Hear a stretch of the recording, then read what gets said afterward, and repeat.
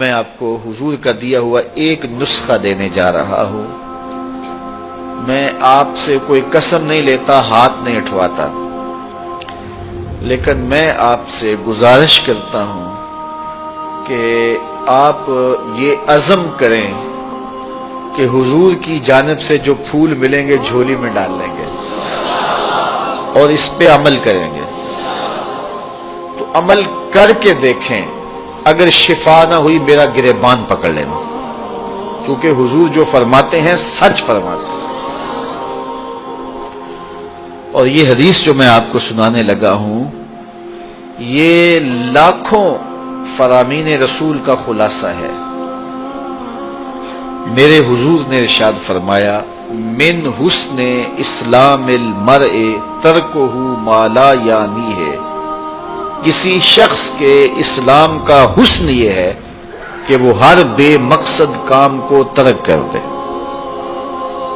تو پھر اسلام کا حسن اسے نصیب ہوگا۔ ایک تو اس کی جو ہے وہ تشریح علماء کے طرز پہ ہے نا، لیکن آج میں اس حدیث کی کسی علمی بحث میں آپ کو نہیں ڈالنا چاہتا۔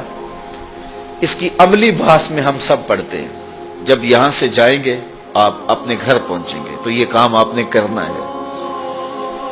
اور مجھے امید ہے کہ میں نے جس طرح آپ سے عرض کی ہے، میری عرض آپ ٹالیں گے نہیں، اور پھر جب شفا ہوگی تو مجھے دعائیں دیں گے۔ تو آج شام کو کاغذ لے کے بیٹھ لیں اور سویر سے لے کر اس وقت تک اپنے معمولات لکھیں کہ میں نے سویر سے لے کر اس وقت تک کیا کیا کیا ہے، کتنی مرتبہ کھانا کھایا ہے، پانی پیا ہے، کس سے بات کی ہے، کتنا سویا ہوں، کہاں گیا ہوں، کہاں اٹھا ہوں، کہاں بیٹھا ہوں۔ کسی نے جو ہے وہ کوئی چائے والے کھوکھے پہ پونا گھنٹہ گزارا ہوگا، چائے پینے گیا، وہاں جوں بیٹھا اور سیاسی باتیں چڑھ گئیں۔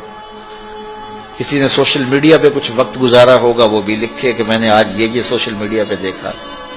تو آج کی ساری فہرست 24 گھنٹے کی نہیں، صبح سے لے کے سونے کے وقت تک 12-14 گھنٹے کی فہرست بنائیں، اور پھر اس کے اوپر نشانی لگائیں اس میں بے مقصد چیزیں کیا تھیں جو مجھے نہیں کرنی چاہیے تھی، جن سے مجھے نہ دین کا فائدہ ہوا، نہ دنیا کا فائدہ ہوا، نہ میرے جسم کو کوئی تقویت ملی، نہ روح کو طاقت ملی، نہ وہ میرے اخلاق کے سدھارنے کا سبب تھی۔